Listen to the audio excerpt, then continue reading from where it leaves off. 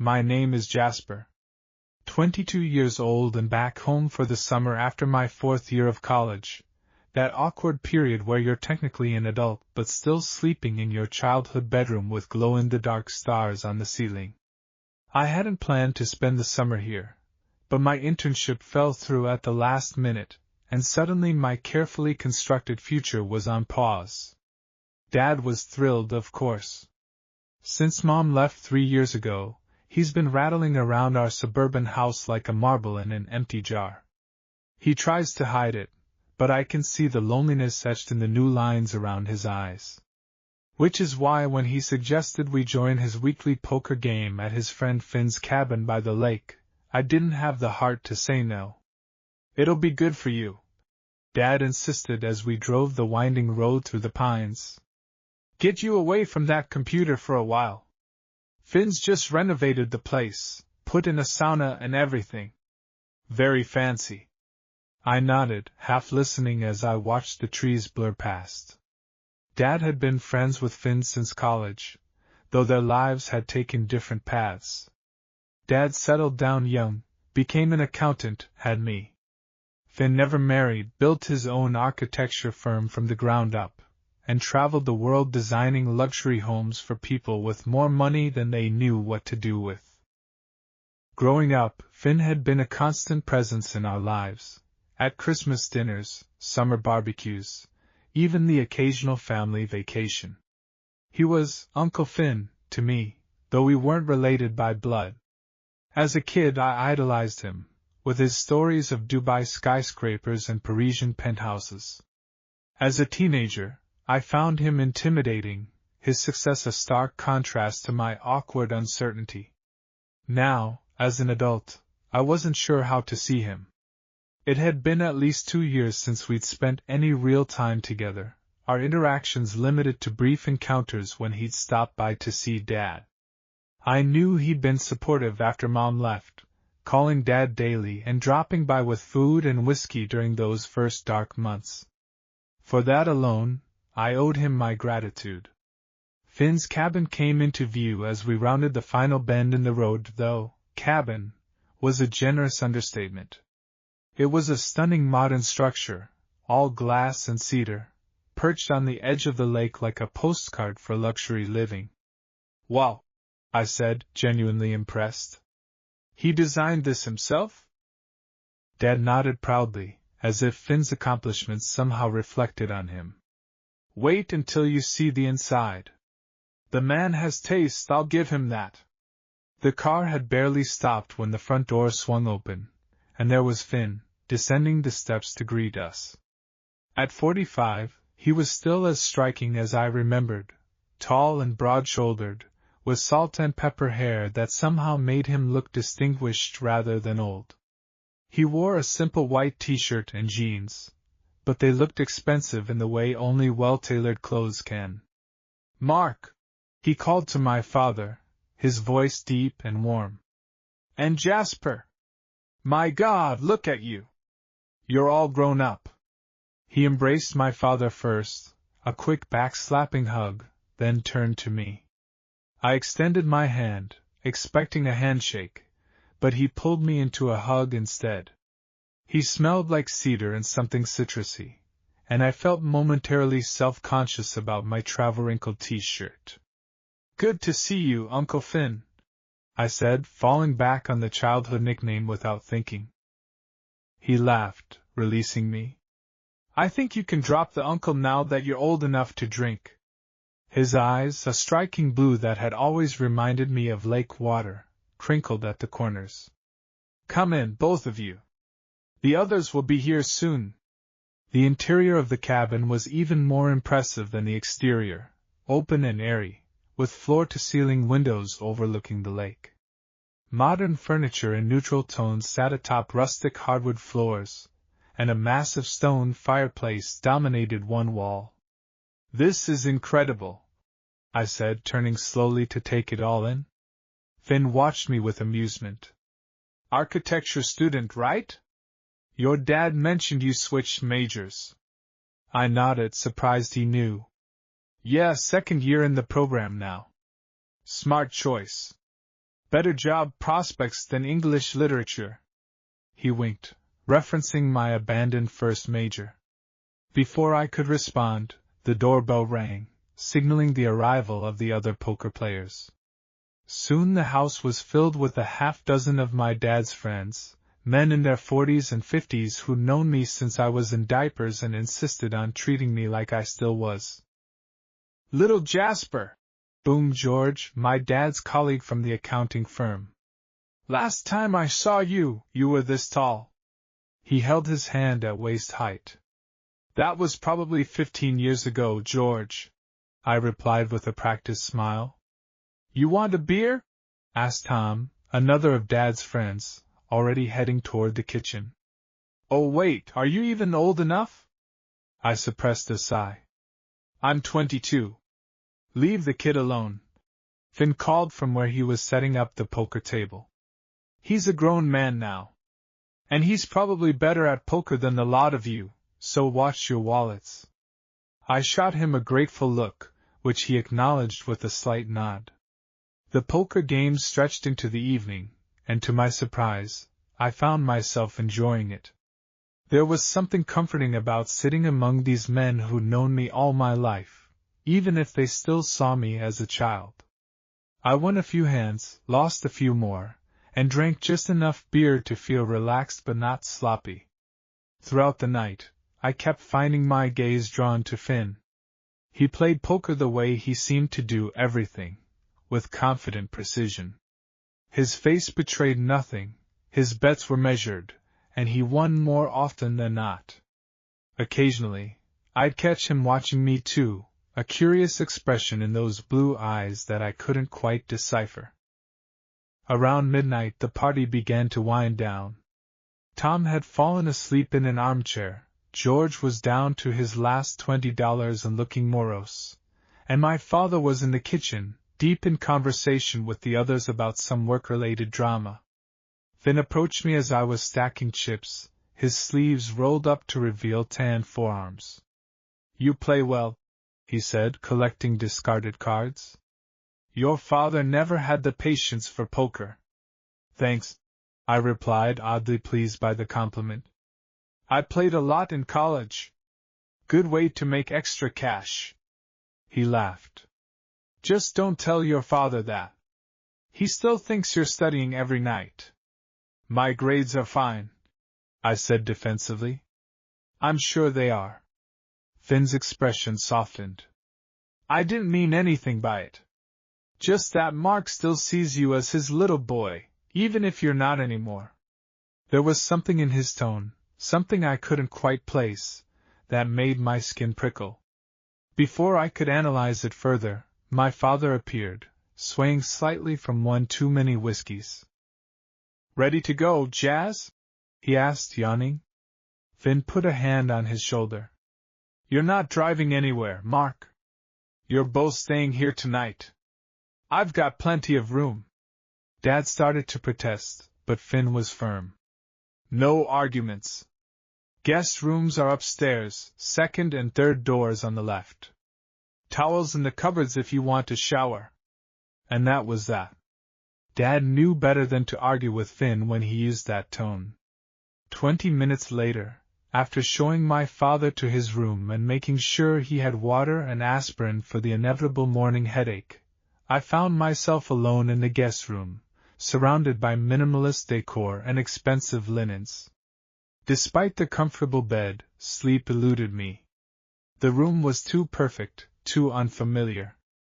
After an hour of tossing and turning, I gave up and decided to explore. Maybe Finn had some books I could read, or I could sit by the lake and clear my head. The house was quiet as I padded downstairs in my t-shirt and sweatpants. A single lamp illuminated the living room, casting long shadows across the polished floors. Through the windows, I could see the lake, a sheet of black glass reflecting the half-moon. I was about to head outside when I noticed a soft glow coming from a hallway I hadn't explored earlier.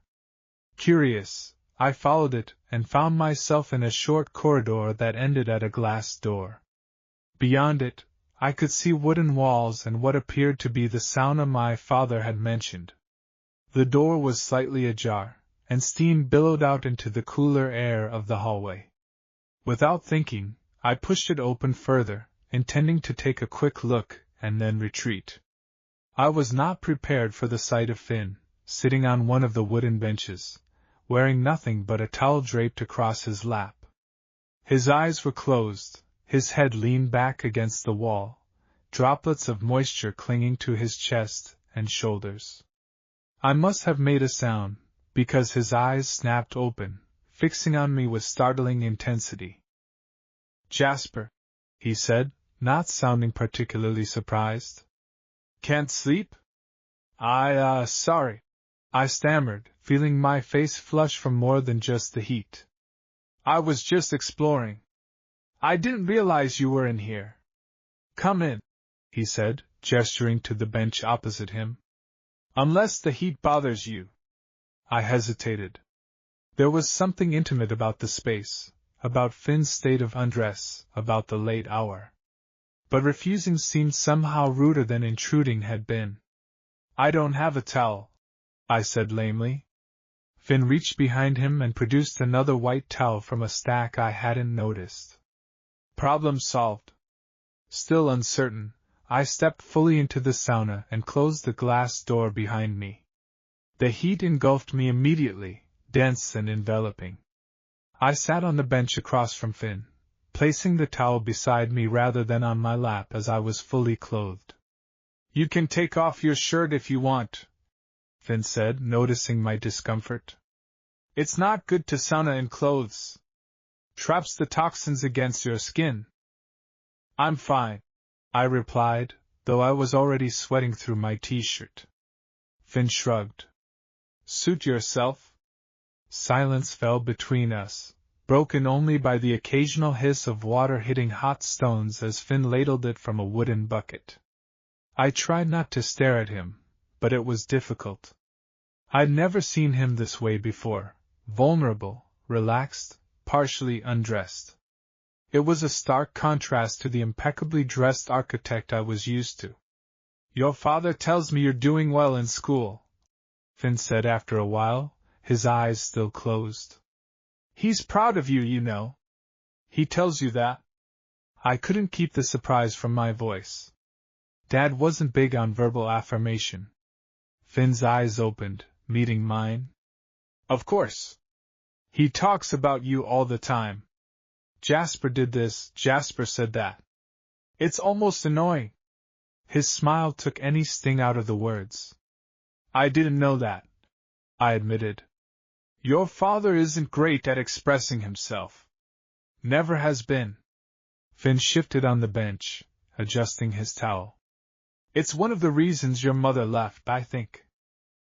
The bluntness of his statement took me aback. No one ever mentioned my mother's departure so directly, least of all to me. "I wouldn't know," I said stiffly. "He doesn't talk to me about her." Finn studied me for a long moment. "No, I suppose he wouldn't. Mark deals with pain by pretending it doesn't exist." He ladled more water onto the stones, filling the small room with a fresh burst of steam. "What about you, Jasper? How do you deal with pain?" The question seemed to come from nowhere, and I found myself unprepared to answer. "I don't know. I guess I work through it." "Admirable," Finn said, though whether he was being sincere or sarcastic, I couldn't tell. "I tend to run from it myself. New projects, new places, new distractions." There was something in his tone that made me look at him more closely. In the dim light of the sauna, with sweat glistening on his skin, he looked both stronger and more vulnerable than I'd ever seen him. "Is that why you travel so much?" I asked. "To run from something?" A slow smile spread across his face. "Perceptive. Your father never asked questions like that." "You didn't answer the question." "No, I didn't." Finn leaned forward, elbows on his knees, the movement causing his towel to slip slightly. Let's just say there are things about me that are easier to manage from a distance. What things? Finn's eyes locked with mine, and for a moment, I saw something in them, a flash of emotion quickly suppressed. You've grown bold, Jasper. I remember when you could barely look me in the eye. I felt heat rise to my face that had nothing to do with the sauna. I'm not a kid anymore. No, he agreed softly. You're definitely not. The air between us seemed to thicken, charged with something I couldn't name but could definitely feel. I should have felt uncomfortable, should have made an excuse and left. Instead, I found myself wanting to stay, wanting to understand the currents moving beneath this strange midnight conversation. You never answered my question, I said again. What are you running from? Finn was quiet for so long I thought he might not answer. When he finally spoke, his voice was lower, more intimate. From myself, I suppose? From what I want but can't have. What can't someone like you have? I asked, genuinely curious. Finn had always seemed like a man who could obtain anything he desired, success, wealth, admiration. He laughed, but there was no humor in it. Oh, Jasper. There are many things beyond my reach, believe me. The way he said my name sent a shiver through me despite the heat. Like what? Finn stood abruptly, securing his towel around his waist. For a terrifying moment, I thought he was going to leave, to end this strange conversation before I could understand what was happening. Instead, he moved to sit beside me on my bench, close enough that I could feel the heat radiating from his body. Your father is my oldest friend, he said, his eyes fixed on some point across the room. Did you know we were roommates in college? I nodded, confused by the change in subject. He's mentioned it. What he probably hasn't mentioned is that I've been in love with him since our sophomore year. The words hung in the steam-filled air, impossible to take back or ignore. I stared at Finn, certain I'd misheard or misunderstood. You're what? Finn turned to look at me, his expression a complex mixture of resignation and relief. I'm gay, Jasper. And I've been in love with your father for over 20 years. My mind raced, trying to process this revelation. Finn gay? In love with my father? It seemed impossible, yet as I thought back over the years, pieces began to fall into place. Finn's perpetual bachelorhood, his constant presence in our lives, the way he'd swooped in to support Dad after Mom left. Does he know? I finally managed to ask. Finn shook his head. No. And he never will. Why not? I mean, now that Mom's gone. Your father is straight, Jasper. Completely, unequivocally heterosexual. Telling him would only burden him with knowledge he doesn't need and can't use. The sadness in his voice was palpable, a living thing between us. Without thinking, I placed my hand on his shoulder, a gesture of comfort that felt simultaneously too intimate and not enough. I'm sorry, I said, meaning it. That must be hard. Finn's hand came up to cover mine, his palm warm and slightly rough. It is what it is. I've made my peace with it. His thumb traced a small circle on the back of my hand, sending an unexpected jolt through me. I've built a good life. I have my work, my travels. It's enough. But the look in his eyes said it wasn't, that it had never been enough. Why are you telling me this? I asked, my voice barely above a whisper. Finn's gaze dropped to my lips, then back to my eyes. Because I see the way you look at me, Jasper. And it's not the way a nephew looks at an uncle. My heart stuttered in my chest. Was I that transparent? I'd been so careful to hide the confusing attraction I'd felt toward Finn for years, dismissing it as admiration, as a natural response to his charisma and success. I'd never allowed myself to examine it too closely, to acknowledge the flutter in my stomach when he entered a room or the way my eyes followed him without my permission. I'm not. I stuttered, unable to form a coherent denial. It's okay, Finn said, his voice gentle. I'm not trying to put you on the spot. I've spent too many years hiding who I am, what I feel. I'm tired of it. His hand was still on mine, our faces close in the dim, steamy space. I could see the individual droplets of moisture on his eyelashes, the slight stubble on his jaw, the pulse beating at the base of his throat. I should go, I said, though I made no move to leave. Probably, Finn agreed, equally still. I don't know who moved first. Maybe we both did, drawn together by some force neither of us could resist. His lips were soft against mine, tentative at first, then more insistent as I responded. His hand came up to cup my face, his thumb tracing my cheekbone with surprising tenderness. The kiss deepened, and I felt myself being pulled under, drowning in sensation. This was Finn, my father's best friend, a man I'd known my entire life, now holding me like I was something precious, kissing me like he'd been waiting years to do so. A loud creak from somewhere in the house broke the spell. We pulled apart, both breathing heavily, reality crashing back in. My father was asleep upstairs. This was Finn's home. What were we doing? Jasper, Finn started, his voice rough. I shouldn't have. No, I interrupted, not wanting to hear his regrets. I wanted it too. I have for a while. His eyes searched mine, looking for truth or perhaps absolution. This is complicated. I know. And I did know. This wasn't just about attraction or desire. This was about my father, about Finn's unrequited love for him, about the tangled history between us all. Finn stood, adjusting his towel. We should talk. But not here, not now. It's late, and we're both affected by the situation. He meant the heat, the late hour, the confessions. He was right, of course. Whatever this was between us, it deserved clear heads and careful consideration. Tomorrow? I suggested, surprised by my own boldness. Finn nodded, a small smile playing at the corners of his mouth. Tomorrow. After your father leaves. He mentioned needing to get back for a work thing. Okay. I stood as well, suddenly aware of how my sweat-soaked clothes clung to my body.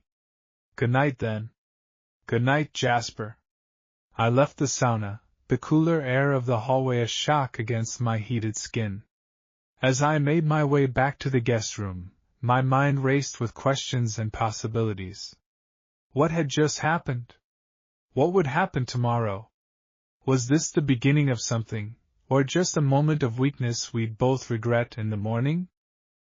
Sleep came eventually, but it was fitful and filled with dreams of steam and blue eyes and forbidden kisses. Morning arrived with cruel brightness, sunlight streaming through the guest room windows I'd forgotten to close. I lay in bed for a while, replaying the events of the previous night. Had I dreamed it? The confession, the kiss, the promise of tomorrow?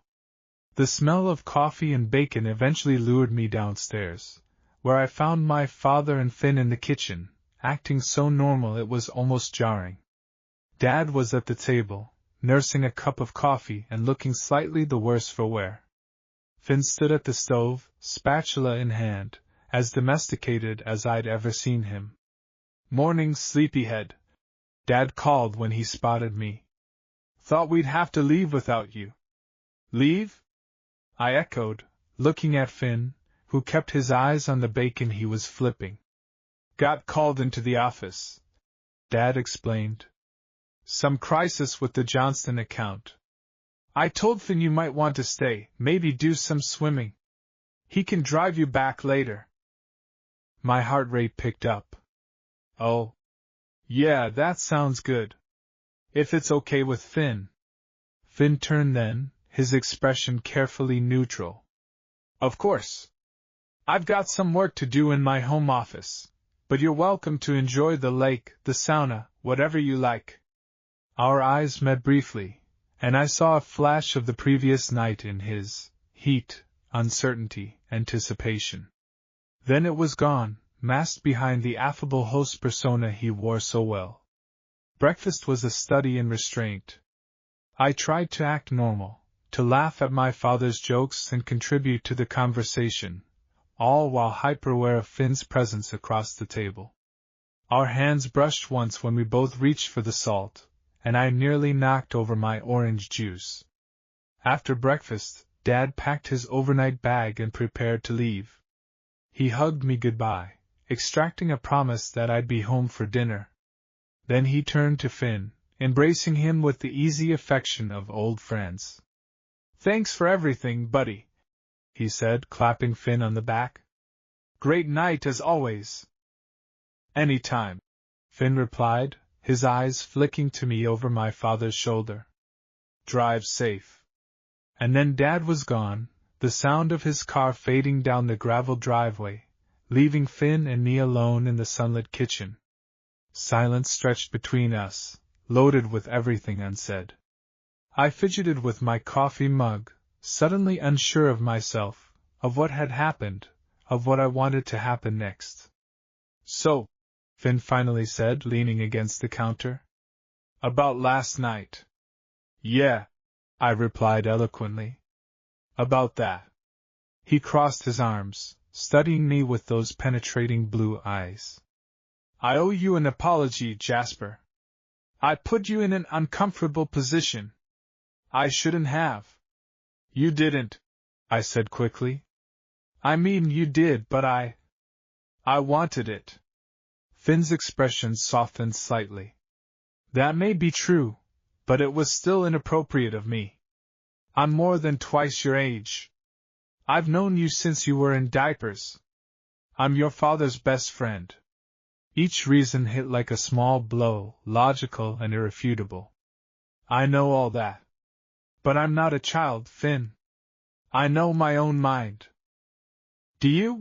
he challenged gently. "Do you know what you want, Jasper?" "Because I'm not sure I do."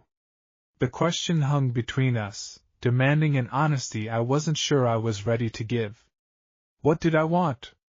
A fling with my father's best friend. A relationship that would inevitably complicate all our lives. Or was it just the thrill of the forbidden, the flattery of being desired by someone like Finn? "I don't know," I admitted. "But I know I felt something last night. Something real." Finn sighed, running a hand through his hair. "I felt it too.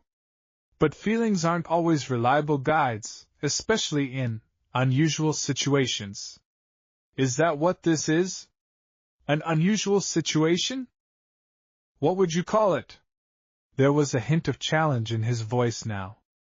I stepped closer to him, emboldened by the memory of his lips on mine. "I'd call it unexpected. Complicated. But not necessarily wrong." Finn's eyes darkened, his posture tensing as I approached. "Jasper, you said you were tired of hiding," I reminded him. "Tired of denying what you feel. Did you mean that?" "Yes," he said after a pause. "But this isn't just about me. It's about your father, about our friendship, about your future." "My future is mine to decide," I said, stopping just in front of him. "And right now, I'm deciding I want to explore whatever this is between us." Finn's resolve visibly wavered. His hand came up, hesitating before gently touching my face. "You make it sound so simple." "It can be," I whispered, leaning into his touch. "Just for today, it can be simple." The last of his resistance crumbled. With a groan that sounded like surrender, he pulled me to him, his mouth finding mine with the same intensity as the previous night. But this time there was no steam to blur the edges, no darkness to hide in. In the clear light of morning, we chose each other with open eyes. The day passed in a haze of discovery. We talked about his architecture, my studies, books we'd read, places he'd traveled. We swam in the lake, the cool water a refreshing contrast to the heat building between us. We cooked lunch together, moving around the kitchen with a synchronicity that felt both novel and familiar. And we touched, tentatively at first, then with growing confidence. His hands on my waist as I reached for a glass in the cabinet.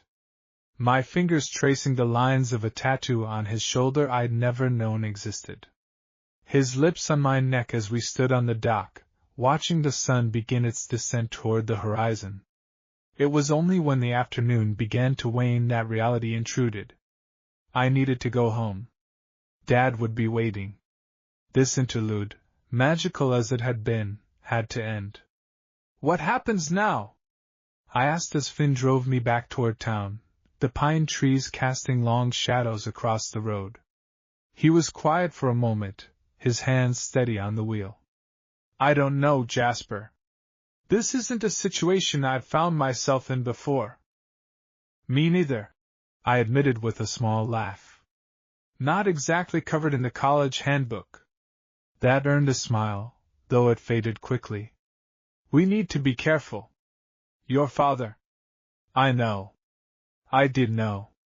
Dad would be devastated if he found out, not just because of what had developed between Finn and me, but because of Finn's long-concealed feelings for him. It would shatter foundations he'd built his life upon. But I don't want today to be all there is. Finn reached across the console to take my hand. Neither do I.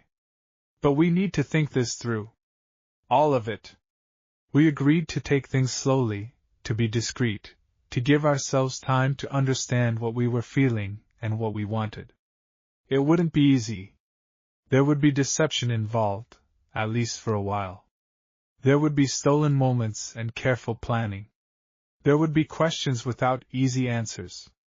But as Finn pulled up a block from my house, close enough to walk but far enough that Dad wouldn't see his car, and kissed me goodbye with a tenderness that made my chest ache, I knew it would be worth it.